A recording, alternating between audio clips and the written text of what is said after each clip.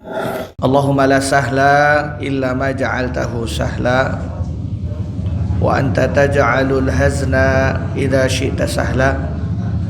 Allahumma sahhil lana umurana washrah lana sudurana. Allahumma 'allimna bima yanfa'una wanfa'na bima 'allamtana warzuqna ilman nafi'an. Amma ba'd. Bapak-bapak, ibu-ibu, hadirin hadirat jamaah Masjid Al-Fajr yang semoga senantiasa selalu di dalam lindungan Allah Subhanahu wa taala. Bersyukur kepada Allah, alhamdulillah. Hari ini Allah masih izinkan kita bersama untuk bisa hadir di masjid yang insyaallah Allah berkahi ini dalam rangka menunaikan kewajiban kita sebagai seorang muslim, yaitu salat maghrib secara berjamaah. Sekaligus kita luangkan waktu kita sejenak, duduk bersama-sama dengan niat untuk menuntut ilmu, menambah wawasan kita terhadap agama kita. Maka semua ini merupakan nikmat yang cukup besar yang harus kita syukuri setiap harinya. Mari ibu, bapak, kita sama-sama ucapkan kalimat syukur bersama. Alhamdulillahi Rabbil Alamin. Mudah-mudahan Allah mengabungkan atau memasukkan kita semua ke dalam hamba-hambanya yang bersyukur. Salawat dan salam selalu tercurahkan kepada Nabi kita Muhammad sallallahu alaihi wasallam, kepada keluarga beliau, para sahabat, para tabi'in, tabi'ut tabi'in, dan orang-orang saleh yang istiqomah di dalam menjalankan syariat yang beliau bawa hingga hari kiamat kelak. Sehat semua, Pak? Ibu sehat, Bu? Alhamdulillah.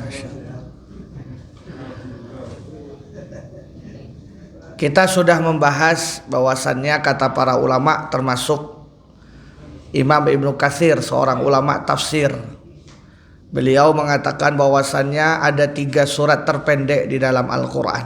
Nah ini Pak ya, kita sudah bahas pertemuan awal dulu tentang bagaimana surah Inna A'tainakal Kautsar. Kita juga sudah ambil beberapa tadabbur amal. Kita sudah kutip hikmah-hikmah yang bisa kita amalkan dari surah daripada surah Al-Kautsar tadi. Begitu juga pertemuan sebelumnya kita sudah bahas surah An-Nasr, idza jaa nasrullah. Ini surat kedua yang terpendek. Kita juga sudah bisa ambil hikmahnya, bahwasannya dalam surah An-Nasr tersebut ya, intisari pembahasannya adalah mengenai tentang tasbih dan juga istighfar. Apa Pak Bu? Tasbih, istighfar. Bagaimana adab kita terhadap menyikapi nikmat Allah. Ya, adab kita terhadap menyikapi nikmat Allah yang begitu banyak ini Allah rangkum, Allah sebutkan di dalam surah An-Nasr itu. Hendaknya kita setiap menemukan nikmat atau berhadapan menerima nikmat yang Allah berikan, apapun itu, baik nikmat itu berupa materi ya, atau nikmat tersebut berupa sebuah sifat ataupun kesehatan dan selainnya, maka adab kita terhadap nikmat Allah 2. Yang pertama tasbih, memuji Allah, banyak-banyak bertasbih ya, terutama 4 kalimat yang kemarin kita sebut. Apa itu Pak 4 kalimat itu?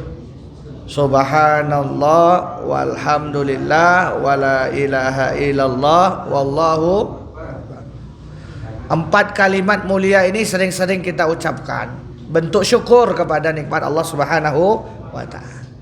Begitu juga yang kedua, setelah membaca tasbih, apalagi yang harus kita kerjakan, harus kita perbuat dalam hal menerima nikmat Allah tersebut, yaitu istighfar. Banyak-banyak istighfar. Tasbih fungsinya untuk bersyukur, istighfar fungsinya untuk mengingatkan diri agar tidak terlena dengan nikmat. Nikmat itu Pak Bu, bisa dia menjadi sebuah anugerah bagi kita semua, nikmat Allah tersebut. Tapi di satu sisi nikmat tersebut juga bisa menjadi musibah. Nah ini Pak Bu, kita perhatikan baik-baik. Masya Allah, makasih. Nikmat Allah yang ada pada diri ini itu bisa jadi sebuah anugerah, hal yang positif bagi diri kita. Namun juga bisa berbuah atau menjadi musibah. Makanya dalam surah An-Nasr kemarin Allah perintahkan kita juga untuk istighfar ya. Fasabbih bihamdi rabbika wastaghfir. Istighfar. Agar apa? Agar diri ini tidak terlalu terlena dengan yang namanya kebahagiaan ataupun nikmat. Ketika diri ini sudah terlalu bahagia, terlalu senang ya terhadap euforia nikmat yang Allah berikan pada kita, ini kalau kita tak segera istighfar ini akan melenakan kita, Bu Pak. Kebahagiaan istri anak ketika tidak diistighfari itu akan melalaikan kita. Sehingga apa? Sehingga kita tidak sadar menerabas larangan Allah. Contoh, kita punya anak istri yang Masya Allah, istri yang cantik misalnya, istri yang penurut, istri yang soleha, nikmat. Tapi kalau kita tak istighfari itu akan menjadi musibah. Kenapa? Kita akan rela menerobos, melanggar perintah atau larangan Allah guna membahagiakan istri tercinta tersebut. Istri minta ini, minta itu, kita tidak punya uang. Kita akan berusaha memenuhi kebutuhan istri. Akhirnya apa? Kita mencuri, kita korupsi. Ini nikmat yang tak diistighfari. Makanya hadirin yang dimuliakan oleh Allah, ya hendaknya kita menyikapi nikmat Allah itu dua. Yang pertama banyak-banyak tasbih agar bersyukur.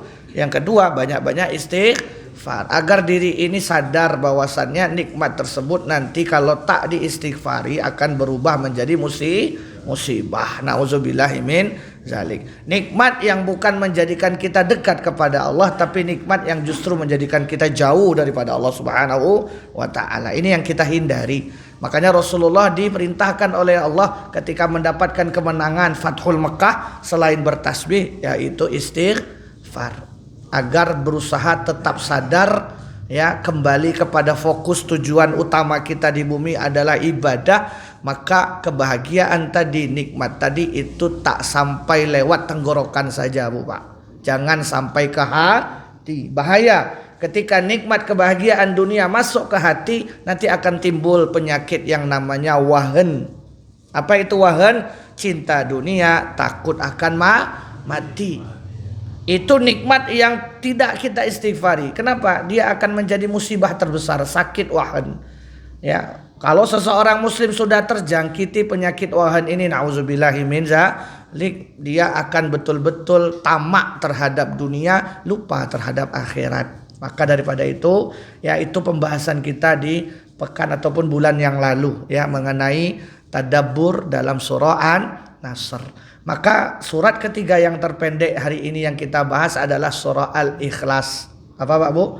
Al-Ikhlas. Surah yang sering kita baca, surah yang favorit bagi kita bersama, yaitu surah Qul Huwallahu Ahad. Maka sama-sama Bu Pak saya baca seperti biasa, nanti panjenengan bisa mengikuti.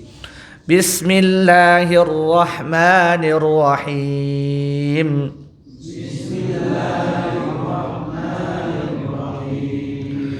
Qul huwallahu ahad. Allahus samad. Lam yalid wa lam yulad. Wa lam yakul lahu kufuwan ahad.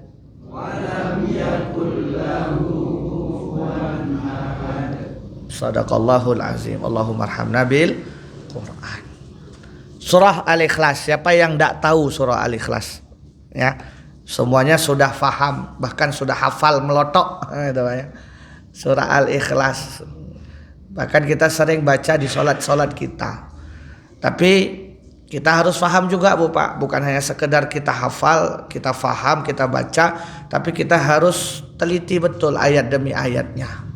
tadabburi betul, sehingga ada hikmah yang bisa kita peroleh, kita ambil untuk kita amalkan. Itulah fungsi tadabbur. Makanya surah yang kemarin 2 surat tadi, ya, kita kalau hanya sekedar baca tidak faham arti atau maksud tujuan Allah tadi apa. Tapi dengan kita tadabburi, maka kita tahu, oh ini poin yang mau Allah angkat.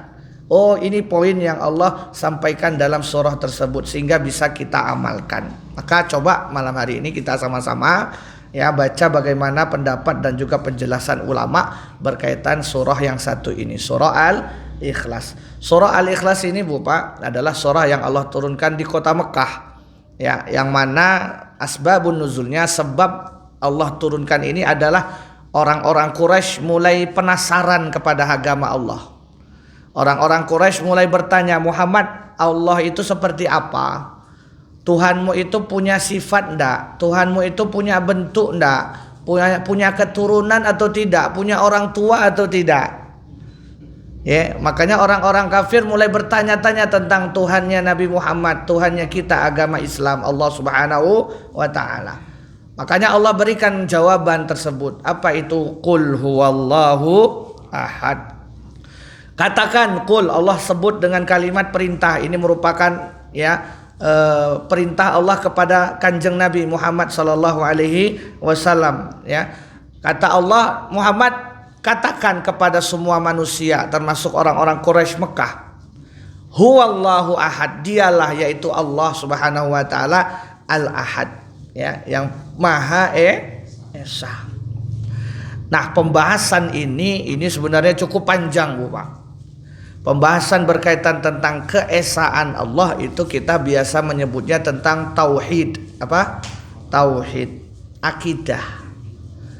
Islam itu bukan hanya sekedar sholat, puasa, zakat, tidak. Islam itu ada pondasinya. Ada yang namanya cakar ayamnya kalau kita mau buat bangunan. Suatu bangunan itu tergantung pondasi awalnya, dia mampu menopang berapa tingkat. Kalau cakar ayam atau pondasinya dibuat hanya mampu 2 tingkat, maka kalau dibangun dipaksakan 3 tingkat, 4 tingkat, roboh bangunan tadi. Atau bisa jadi ada sesuatu yang cacat, yang tidak sesuai.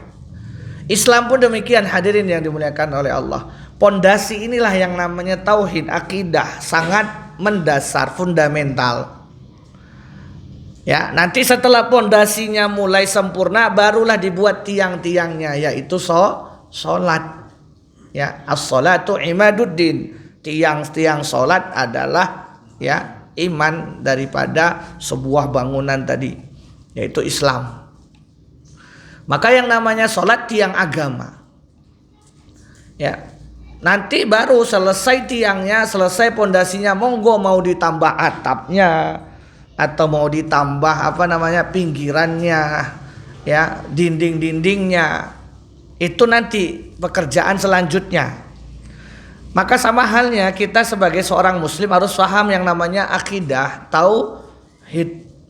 Inilah pokok mendasar kita, sehingga apa? Sehingga kita nanti akan mampu bertemu dengan Allah dengan betul-betul memegang kalimat la ilaha illallah. Jadi tidak simpel, Bu Pak. Rasulullah sallallahu alaihi wasallam bersabda, ya, man qala la ilaha illallah dakhalal jannah. Barang siapa yang mengatakan la ilaha illallah maka dia masuk surga. Sebentar. Pertanyaannya, apakah cukup mengatakan saja? Nah, ini Pak Bu. Enak betul kalau kita cuma mengatakan la ilaha illallah langsung masuk surga. Betul, itu merupakan kunci. La ilaha illallah adalah kunci membuka gerbang surga. Belum bisa masuk dulu. Nah, yang namanya kunci, kata Imam Hasan Al-Basri dan ya ulama besar Wahab bin Munabbih, yang namanya kunci ini kupaan ada geriginya, Pak ya. Ya. Nah, ibaratnya kunci motor. La ilaha illallah itu diilustrasikan kunci. Tapi yang namanya kunci mesti ada geriginya, maka tidak sama pintu yang lain dengan pintu orang lain, tidak sama. Kunci motor saya pakai ke motor yang bapak yang lain, tidak mungkin masuk. Kenapa? Kunci geriginya Dah. Kuncinya sama, la ilaha illallah. Maka yang dimaksud miftahul jannah la ilaha illallah itu betul. Tapi kita harus tahu hak-haknya dan rukun-rukunnya. Itulah yang namanya gerigi tadi ini. Ya. Kunci akan sempurna kalau geriginya tadi sudah pas. Sudah tepat dia. Nah, gerigi-gerigi inilah yang dimaksud dengan hak dan syarat la ilaha illallah. Maka kita sebagai umat Islam harus punya pemahaman ilmu tentang ini. Ini bukan berarti kita sudah lahir di keluarga muslim, terus sholat 5 waktu, puasa, selesai masuk surga. Nggak segampang itu hadirin yang dimuliakan oleh Allah Subhanahu wa taala. Ya, tapi kita harus sempurnakan pondasinya dulu, akidahnya dulu, tauhidnya dulu. Sehingga apa? Sholat kita tak tercampur dengan syirik.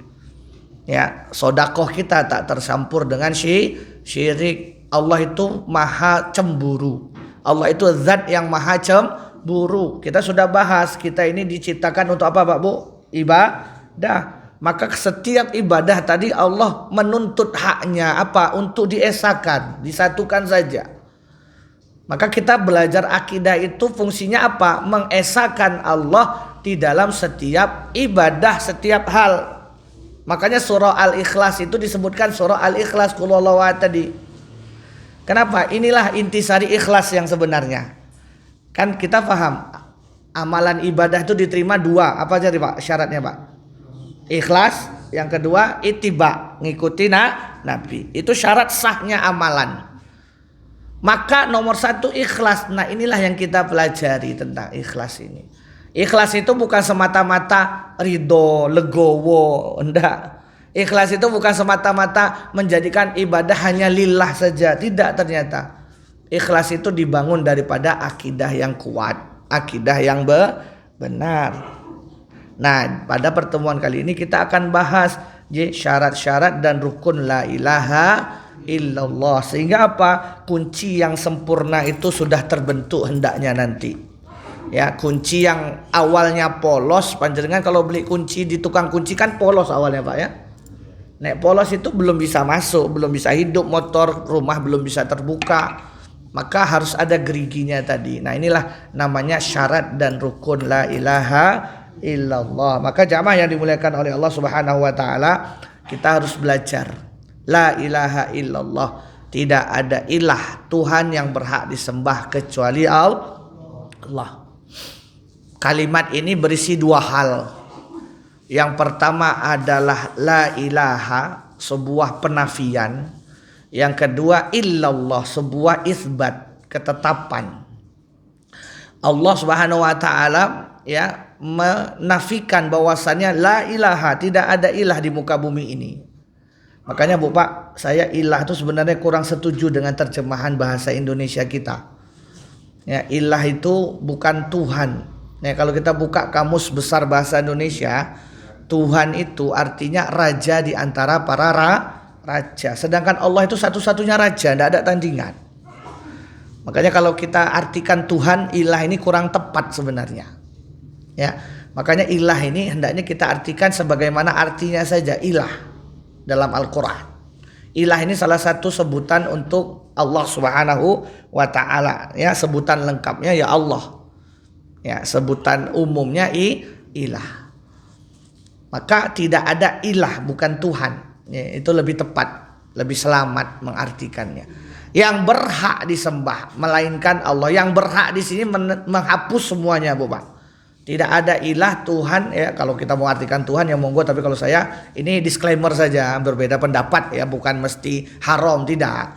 Namun kalau saya pribadi ya, lebih aman tidak pakai kata Tuhan, pakai Allah saja, atau ilah atau Rob ya. Nah, Rob itu sama panggilan untuk Allah Subhanahu wa ta'ala. Dalam Al-Quran kita akan banyak menemukan Rob, ilah, Allah itu mesti paling banyak. Jamaah yang dimuliakan oleh Allah, nah la ilaha, tidak ada Rob, ilah yang berhak disembah. Itu merupakan sebuah penafian. Bahwasanya Allah sedang mengatakan kepada kita semua umat manusia, tidak ada satupun makhluk di muka bumi ini yang betul-betul dijadikan bahan ibadah itu melainkan hanya Allah semata. Illallah. Nah, illah ini isbat. Isbat itu apa? Penetapan. Ya, Allah sedang menyampaikan sesuatu bahwasannya, termasuk kita bahas dalam surah Al-Ikhlas ini, qul huwallahu ahad. Ya, Allah sedang sampaikan kepada Nabi Muhammad, Allah itu satu, esa saja. Dalam hal apapun Allah itu satu, esa. Tidak mungkin Allah itu ada tandingannya, apalagi yang disamakan. Nah, makanya yang pertama Bapak, kunci tadi, hak tadi, syarat daripada rukun la ilaha illallah adalah satu, mengilmui kalimat tersebut. Kalau kita pengen menyempurnakan la ilaha illallah, kita harus tahu ilmunya. Makanya kita belajar sekarang ini Pak Bu ya. Saya pribadi juga masih belajar, sama-sama belajar. Allah Subhanahu wa taala berfirman, fa'lam annahu la ilaha illallah. Kalimat fa'lam itu bukan ketahuilah, tidak, tapi terjemahan yang paling pas, ilmuilah. Para ulama termasuk Imam Ibnu Katsir dalam tafsir beliau memaknai fa'lam di situ adalah ilmu, bukan hanya sekedar tahu, tapi ilmui, fahami. Tahu dan paham beda Pak ya. Tahu dan paham beda. Ya, katakanlah Bapak punya hobi apa Pak? Motor, burung? Enggak semua ya. Ada yang hobi melihara burung? Enggak ada Pak. Pernah dulu melihara burung. Tahu burung sama paham burung beda ya Pak? Saya tahu, cuman tahu burungnya. Burung apa? Burung perkutut misalnya. Burung yang buat lomba itu burung apa Pak? Murai. Ya tahu saya murai batu, murai Bali. Tapi belum tentu orang yang tahu faham. Nah, ilmu fa'lam itu di sini faham maksudnya. Kita harus betul-betul teliti, detail memahami la ilaha illallah tadi. Makanya yang pertama syarat rukun la ilaha illallah adalah ilmui. Bukan sekedar tahu. Nah, banyak sekarang kita hanya tahu saja la ilaha illallah. Oh, tidak ada Tuhan atau ilah yang berhak disembah kecuali Allah, selesai. Kita tidak mengilmui dalam hal apa. Nah, makanya di sini kita harus paham ya. Sama orang yang tahu dan paham motor, contohnya ya, kita sama orang bengkel tentu beda. Kita hanya tahu motor, ya motor Vario, tahu Vario motor Matic. Ya, bahan bakarnya ya Pertalite, ya olinya ya ini. Tapi beda sama orang bengkel, dia tahu betul, teliti betul, oh Vario itu jenis olinya ini, ya businya nomor sekian, bautnya nomor sekian, paham dia. Nah, kita hendaknya seperti itu Bu Pak, jadi orang yang paham, bukan sekedar tahu ya. Maka kita berusaha paham nih malam hari ini tentang makna la ilaha illallah. Kita belajar rukun yang pertama dulu daripada la ilaha illallah, yaitu ilmui. Jamaah yang dimuliakan oleh Allah Subhanahu wa taala, dalam mengilmui la ilaha illallah ya, keesaan Allah Subhanahu wa taala ya. Di sini para ulama meringkas ya, saya di sini sudah saya terjemahkan dan sudah saya ringkas cakupan iman kepada Allah, cakupan la ilaha illallah, keesaan la ilaha illallah itu di mana saja kita letakkan Pak Bu, sehingga akidah kita ini terjaga, sehingga kita jauh daripada kesyirikan ya. Yang pertama Bu Pak, cakupan la ilaha illallah ini yang pertama adalah pada wujud Allah. Pada wujud Allah. Wujud itu apa Pak? Bentuk. Wujud itu apa? Bentuk keberadaan. Maka sebagai umat Islam, ketika kita mengatakan la ilaha illallah, yang terpikirkan kepada kita Allah itu cuma satu, tidak punya anak, tidak punya orang tua. Itu nomor satu Pak Bu. Kenapa? Ini membedakan kita antara Yahudi dan Nasrani. Islam itu di tengah. Yahudi punya keyakinan iman bahwasannya Allah miliki anak, Uzair nama anak Allah itu. Nasrani punya keyakinan Allah punya anak, siapa? Nabi Isa alaihissalam. Padahal bukan anak Allah, Nabi Isa adalah seorang nabi. Maka untuk menjelaskan, mengklirkan bahwasannya Allah itu wujudnya cuma satu, tidak punya anak, tidak punya orang tua. Nah, inilah yang pertama, iman itu, keesaan itu cakupannya adalah padahal wujud. Makanya dulu kan kita diajari Pak Bu ya, pas masa kecil dulu ya, wujud, qidam, baqa, mukhalafatul dilawal. Itu sebenarnya ajaran orang-orang lama dulu agar kita faham betul wujud Allah cuman satu. Dia juga baqa, kekal. Jadi semuanya ini hilang sirna, Allah yang kekal satu-satunya. Maka kita harus yakini yang pertama, ilmui betul bahwasannya Allah itu Maha Esa. Esanya dalam hal apa? Wujudnya. Yang Esa itu apa? Kewujudan Allah Subhanahu wa taala, keberadaan Allah itu Esa. Ya. Allah itu tidak bisa diduakan, Allah itu tidak mau diduakan. Makanya Bu Pak, ketika kita beribadah ya, mengharapkan pujian manusia, oh Allah marah. Harusnya yang berhak memuji Allah. Kenapa kita mengharapkan pujian manusia? Nah ini loh Pak Bu, pentingnya belajar akidah tadi. Makanya riya itu hukumnya haram. Ibadah pengen dilihat orang itu hukumnya haram. Aku datang ke masjid biar kepilih jadi Pak RT, Pak RW. Nah, ini haram. Ya, aku rajin ngaji biar terpilih jadi duta Quran Solo Raya. Ini haram, riya namanya. Ya, syirik namanya. Syirik kecil meskipun. Bahkan itu ditakuti oleh Rasulullah. Kata Rasulullah SAW, apa yang sesuatu yang aku takuti melebihi fitnah Dajjal. Apa itu? Syirik asghar, riya. Riya ini bahayanya nggak kelihatan Bu Pak. Kecil sekali, tipis sekali. Ibaratnya helaian rambut. Nggak kelihatan riya itu. Beda-beda tipis sama ikhlas riya itu. Ya, bahkan semulanya kita bisa ikhlas bisa jadi riya. Ya, kenapa? Inilah luar biasanya setan Bu Pak. Setan itu ya dia akan berupaya untuk menyesatkan anak manusia, anak cucu Adam sampai akhir zaman. Makanya daripada itu wujud tadi yang nomor satu. Kita tidak usah perpanjang di sini karena insya Allah kita semua yang hadir di sini sudah punya keyakinan ini. Allah itu Maha Esa. Ya, Allah tidak punya anak, apalagi Allah tidak punya orang tua. Allah itu ya tunggal esa saja. Yang kedua, ya cakupan keesaan Allah, iman kepada Allah itu, la ilaha illallah itu harus kita tempatkan pada hal apa? Sifat-sifat ketuhanan. Kalau bahasa Arabnya rububiyah.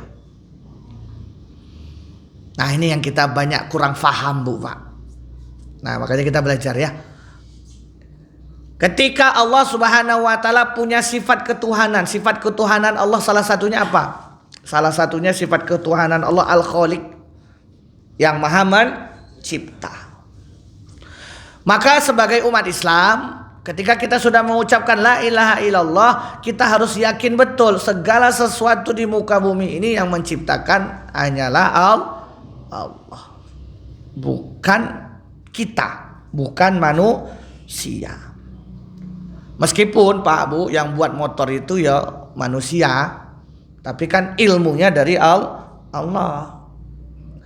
Nah, ini yang pertama. Kalau Al-Khaliq mungkin kita tak berapa banyak salah. Yang paling banyak salah adalah sifat Al-Malik. Nah, ini. Al-Malik itu apa, Bu? Bukan raja, pemilik. Pemilik. Allah punya sifat ketuhanan yang namanya Al-Malik, sang pemilik. Kita yang mengatakan la ilaha illallah itu harus yakin 100% semua yang ada di muka bumi milik siapa Bu Pak? Allah. Rumah kita milik Allah, istri kita milik Allah, anak kita milik Allah. Ya, semua itu milik Allah. Ini keyakinan nomor satu. Tapi kadang manusia lupa Bu Pak. Inilah kita.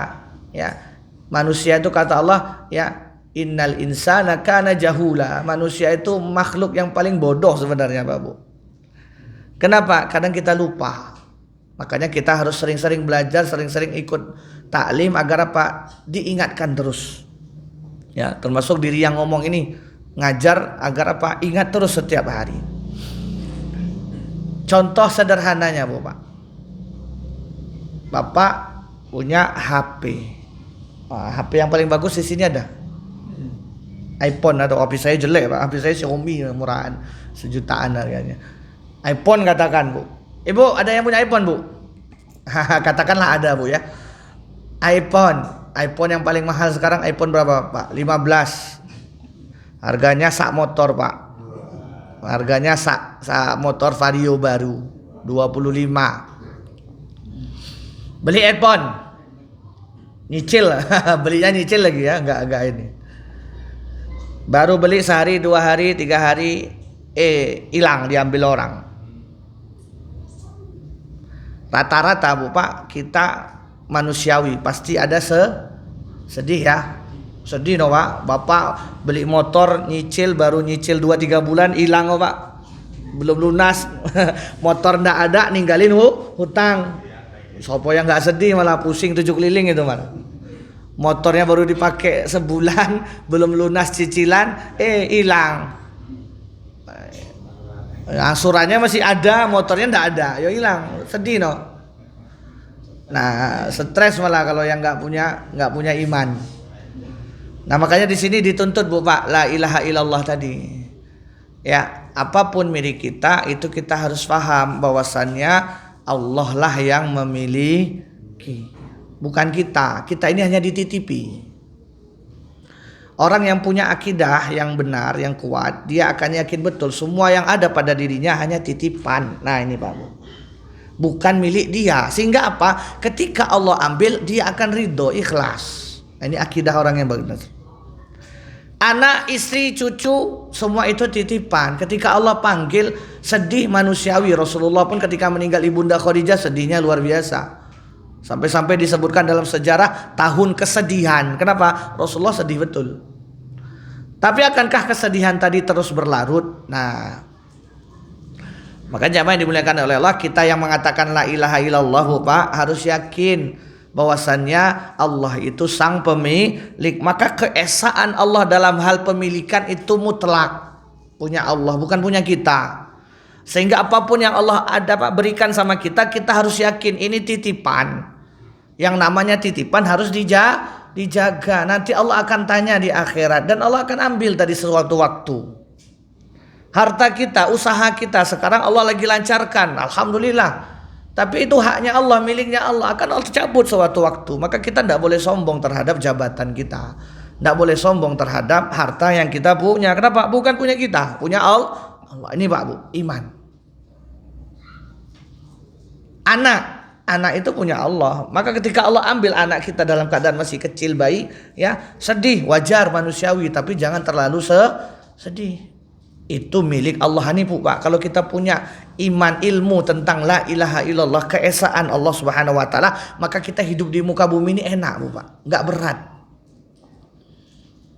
Nah, ini yang dituntut kita sebagai umat Islam. Nah, pertanyaannya, kita sudah seperti ini Pak Bu belum? Nah, kalau belum, belajar, usaha. Kalau sudah, alhamdulillah. Makanya ini keyakinan Bu Pak, akidah sekali lagi. Ya, akidah kepada apa? Sifat ketuhanan Al-Malik. Begitu juga Allah punya sifat ketuhanan yang ketiga, ya, yang namanya apa? Al-Mudabbir, sang pengatur. Allah atur semua yang ada di muka bumi ini, semuanya sudah Allah skenariokan Bu Pak. Ya, maka musibah yang kita hadapi, masalah yang kita hadapi itu semuanya sudah Allah atur. Kita yang punya keyakinan la ilaha illallah, ketika kita mendapati musibah kita akan yakin, oh ini Allah yang atur. Maka kita akan menerima ridho. Nah, ini Pak Bu, la ilaha illallah di situ kuncinya. Jadi bukan hanya sekedar la ilaha illallah hanya di lisan saja Bu Pak, tapi di hati juga harus mantap.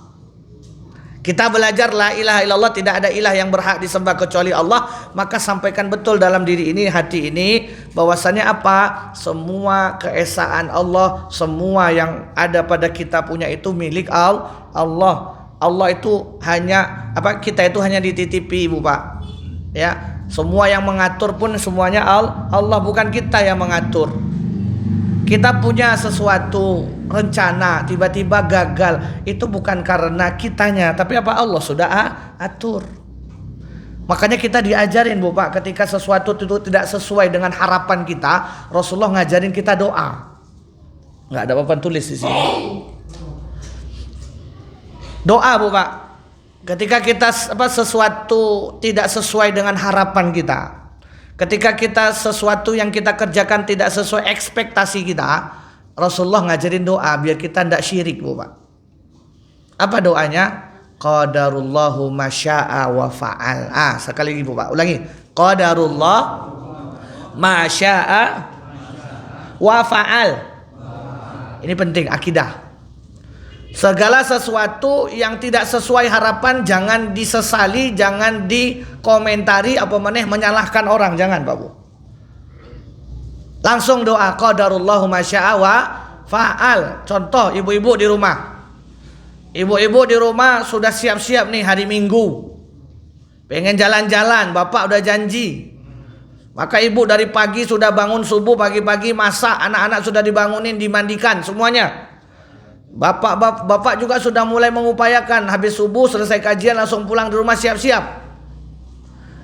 Qadarullah tiba-tiba ada tamu datang. Ya, tamu datang, tetangga datang ke rumah. Nah, akhirnya apa? Kita terpaksa nyambut, layani. Saking mungkin tamu tadi punya masalah atau apa, ya lama ngobrolnya. Nah ibu di rumah sudah mulai sejam 2 jam nih Pak, langsung miss call Pak, waktu Pak.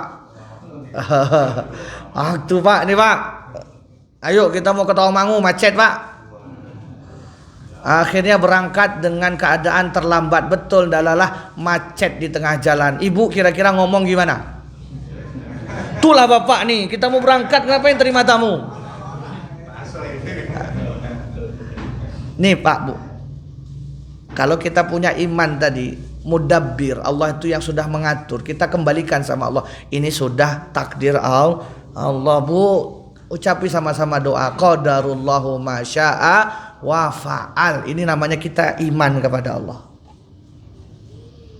Jadi jangan menyalahkan keadaan. Ini kadang kita lupa umat Islam. Ya, ketika kita jadi bos di sebuah perusahaan, kita sudah atur karyawan kita, target penjualan kita 1 bulan segini. Semua upaya sudah dikerahkan, ya, modal untuk iklan sudah dikeluarkan. Di akhir bulan kok tidak capai penjualan yang kita harapkan. Kita sebagai bos tidak boleh nyeneni, mana bagian marketing sini? Oh, kamu nggak becus, potong gaji, tidak boleh.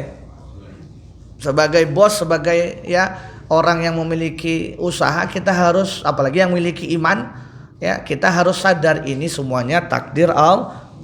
Maka kalau kita punya keyakinan seperti ini Bu Pak, enak hidup itu. Segala sesuatu sudah Allah tetapkan. Jangan ngeyel, jangan ngoyo. Nek jualan itu ya wis lah. Tubuh ini punya hak. Kita kalau jualan di pasar itu ya sudah Pak, berangkat pagi sore pulang, jangan dipaksa sampai tengah malam. Ya, jangan dipaksa sampai tengah malam. Waktu kita jualan dari pagi sampai sore ya sudah, malam untuk keluarga. Jangan dipaksa sampai ini malam Minggu sampai jam 12 malam digas. La haula wala quwata illa billah. Rezeki sudah Allah atur, enggak usah khawatir, ya.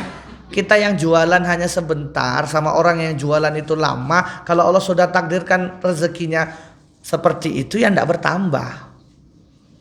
Maka daripada itu jamaah dimuliakan oleh Allah, ya, ketika kita faham betul nih keesaan Allah tadi, qul huwallahu ahad, Allah Maha Esa, ya, maka kita harus posisikan keesaan Allah tadi pada sifat-sifat ketuhanannya.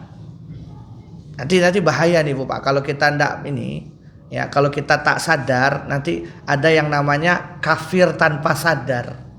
Nah itu bagus bukunya Pak Bu, buku kafir tanpa sadar. Ada hal-hal yang urgen secara akidah tapi kita melanggar. Contohnya seperti tadi, kita sudah kita sudah menyalahi takdir Allah Subhanahu wa taala, marah-marah kepada ketentuan Allah. Ini tidak bagus. Sekali lagi Bapak, kita yang melakukan sesuatu aktivitas tidak sesuai dengan harapan kita, tidak sesuai dengan target kita, maka jangan dimarahi, jangan disesali, terima saja. Itulah kata Rasulullah SAW. Makanya Rasulullah SAW bersabda Bu Pak, ya, kalau kalian itu menghadapi sesuatu itu yang tidak sesuai dengan keinginanmu, ya jangan mengatakan seandainya kata Rasulullah. Tapi katakan doa tadi, qadarullahu masya'a wa fa'al. Sekali lagi Bapak, qadarullah masya'a wa fa'al. Itu sebut dalam diri. Ya. Kita sudah berusaha nih teman-teman yang masih muda, sudah mau daftar kuliah, sudah belajar susah payah, nggak keterima. Jangan pesimis, jangan ya menyalahkan diri apalagi keadaan, jangan. Katakan dalam hati qadarullahu masya'a. Ada teman-teman jomblo ngelamar akhwat misalnya, ditolak, jangan nangis, jangan baper. Ya, katakan qadarullahu masya'a wa fa'al. Mungkin itu belum keterima, bisa jadi tetangganya ini diterima gitu kan. Jangan patah arang. Ya, kita jadi laki-laki, jadi manusia itu, apalagi orang beriman, jangan mudah menyerah. Tidak bisa satu, coba yang lain. Ya. Sama halnya kita semua ibu bapak-bapak yang dimuliakan oleh Allah. Ya, ketika sesuatu tidak sesuai dengan realita yang kita harapkan, tidak sesuai dengan harapan kita. Ya, kita sudah sebulan ini betul-betul luar biasa kerjanya, effortnya untuk apa? Mendidik anak. Tiba-tiba anak kita ketika lomba ujian tidak sesuai dengan yang kita harapkan nilainya, jangan dimarahi. Kadang kita orang tua terlalu nge-push anak. Kamu tuh harus ranking 1 le ya. Kamu tuh harus ranking ini ya le, dimasukin kemana-mana, ke les kemana-mana, nggak pernah absen. Dalalah ketika ujian nggak naik kelas, kita marah-marah sama anak, mutung sama anak. Kamu tuh udah dibiayain kemana-mana, nggak pernah lulus. Nah, ini hati-hati sebagai orang tua, kita harus banyak-banyak mengucapkan qadarullahu masya'a wa fa'al. Mungkin anakku ndak sesuai minat bakatnya dengan pelajaran, bisa jadi di seni dia bagus.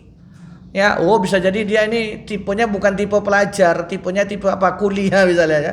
Ya sudah, cari aktivitas yang menggerakkan tubuhnya sehingga apa? Sehat dia, cepat bergerak. Kan ada gitu, Pak.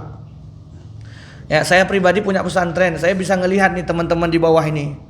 Oh, ini ustadz cocok ngajar, maka kita suruh ngajar. Oh, ini ustadz gak cocok ngajar, kenapa? Kalau ngajar mesti santrinya ngantuan misalnya. Wah, ini gak bakat ngajar. Kalau ngajar mesti kaku, gak ada inovasi, maka jangan dipaksa ngajar. Lihat apa kelebihannya. Oh, dia kalau disuruh apa-apa cepet. Wah, ini bagian lapangan nih, berarti kita taruh di sarana prasarana. Kalau ada apa-apa tinggal ustadz ini kemana ini, selesai masalah. Sama halnya demikian, kita semua sebagai orang yang beriman ya, yakin betul keesaan Allah tadi ada pada sifat-sifat ketuhanan Allah, dan itu harus kita terapkan di dalam kehidupan sehari-hari. Berikutnya juga Allah punya sifat asy-syafi, yang maha penyembuh. Kita harus yakin, Bu Pak, satu-satunya yang menyembuhkan Allah, bukan obat. Nah, ini banyak kita sekarang disclaimer ya, saya kalau nggak berobat ke dokter itu nggak sembuh. Nah, ini hati-hati, Bu Pak. Keyakinan seperti ini bisa mencacati atau menciderai akidah kita, la ilaha illallah kita. Kalau nggak minum obat ini nggak sembuh. Bapak-bapak, ibu-ibu, kalau panas, dingin, meriang, obat yang pertama ingat apa? Panadol, Bodrek zaman dulu. Ya, Prokol. Aku nih kalau nggak minum Prokol nggak mantap. Yang nyembuhkan itu bukan obat, hadirin. Allah, obat dokter perantara. Nah, ini hati-hati sekali lagi. Jangan sampai ada keyakinan dalam diri kita yang menyembuhkan itu dokter. Aku kalau nggak berobat dokter sama dokter itu nggak maulah. Kenapa? Dokter itu bagus, itu hebat, banyak pasiennya sembuh semua. Ini hati-hati keyakinan seperti ini. Ya, kita harus batasi, bentengi iman kita, dada kita, keyakinan kita bahwasanya yang menyembuhkan Allah. Ini dituntut, Bu Pak, qul huwallahu ahad. Makanya Bilal sahabat Nabi, ketika ditimpakan begitu besar batu dalam dirinya, yang terucap di mulutnya cuma ahad. Kenapa demikian? Dia tahu yang menyelamatkan bukan manusia tapi Allah. Makanya sahabat itu luar biasa imannya. Ya, kita juga demikian. Kita faham yang menyembuhkan Allah, maka jangan sampai kita ya menduakan Allah dengan makhluknya. Nauzubillahi min dzalik. Oh, dokter itu yang bisa menyembuhkan. Oh, obat ini yang menyembuhkan. Ya, dulu pas zaman Covid itu luar biasa ketakutan kita terhadap sebuah penyakit. Oh, kalau enggak minum ginseng apa segala macam, ada sembuh. Ada ramuan 99 lah, apalah orang buat. Kalau enggak minum ini enggak salah. Yang menyembuhkan Allah, bukan obat. Sekali obat itu perantara, wasilah. Ya, dokter juga wasilah, perantara kesembuhannya Allah. Ini kita harus punya keyakinan demikian, sehingga apa? Ya, qul huwallahu ahad tadi terwujud. Keesaan Allah itu tercakup pada sifat-sifat ketuhanan Allah Subhanahu wa taala. Maka ya insyaallah kita akan lanjut di pembahasan bulan depan ya, karena enggak cukup sekali pertemuan pembahasan tentang akidah ini. Ini yang harus kita betul-betul ya sadari dan betul-betul kita benahi dalam diri ini. Ya bapak-bapak, ibu-ibu semua sudah faham tentang la ilaha illallah sedikit tadi ilmunya. Yaitu apa? La ilaha illallah itu kita dituntut dalam wujudnya Allah. Wujud Allah itu kita harus yakin cuma satu, tidak boleh dua, tidak boleh tiga, tidak boleh lima. Ya, makanya nggak ada kata Allah qad kafara alladziina qalu innallaha tsalitsun tsalatsa. Sudah kafir orang yang mengatakan Allah itu punya tiga atau bilangan daripada tiga. Ya, orang Nasrani menganggap Tuhan itu banyak, ada Tuhan Anak, Tuhan Bapa, Tuhan Ibu, Trinitas. Maka kita nggak boleh keyakinan seperti itu. Ya, itu dalam wujud. Yang kedua, keesaan Allah tadi la ilaha illallah itu kita harus terapkan dalam sifat ketuhanan. Sifat ketuhanan tadi al-Khaliq. Maka semua yang Allah ciptakan di muka bumi ini kita harus imani itu Allah yang menciptakan ya. Yang kedua al-Malik, pemilik. Maka kita harus yakini semua yang ada di bumi ini milik Allah. Anak, istri kita, kekayaan, harta semuanya itu milik Allah. Yakini betul, kita hanya dititipi. Maka ketika kita punya keyakinan tadi, ketika Allah ambil kita ndak marah, kita ndak sedih, ya kita bisa ridho.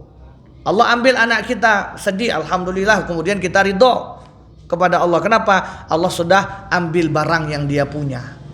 Jangan sampai kita meratapi Allah, justru apa? Menjelek-jelekan Allah. Nauzubillahi min zalik. Nah, yang ketiga keesaan Allah tadi pada sifat apa? Yang kedua pada sifat rububiyah yang al-mudabbir. Mudabbir tadi apa? Sang pengatur. Maka kalau ada sesuatu yang tidak sesuai dengan harapan kita, yakini betul itu semua sudah Allah atur. Makanya hafal doa tadi Ibu Pak, qadarullah masya'a wa fa'al. Maka ketika ada sesuatu yang tidak sesuai harapan kita, keinginan kita, cepat-cepat baca doa tadi. Jangan seandainya. Pak, seandainya kamu kayak gini. Bu, seandainya kamu kayak gini. Nak, seandainya kamu kayak gini. Tidak boleh. Itu akan membuka pintu-pintu setan dan akan menjadikan kita ya emosi dan marah. Ya inilah setan binginnya. Kalau kita sudah marah, dia akan kendalikan diri kita. Makanya tidak heran ada istri mukul anaknya, ada bapak aniaya anaknya, ada anak bunuh bapaknya. Kenapa? Setan sudah masuk dari pintu marah. Karena kita buka pintunya seandainya tadi. Maka jamaah yang dimuliakan oleh Allah Subhanahu Wa Taala, ini sedikit yang bisa kita ambil pelajaran. Ya mudah-mudahan bisa kita amalkan bersama. Kita tutup dengan doa kafaratul majlis. Subhanakallahumma wa bihamdika asyhadu an la ilaha illa anta astaghfiruka wa atubu ilaik. Wabillahi taufik wal hidayah. Mohon maaf lahir batin. Kalau ada yang bertanya nanti bisa selesai sholat ya. Barakallahu fikum. Assalamualaikum warahmatullahi wabarakatuh.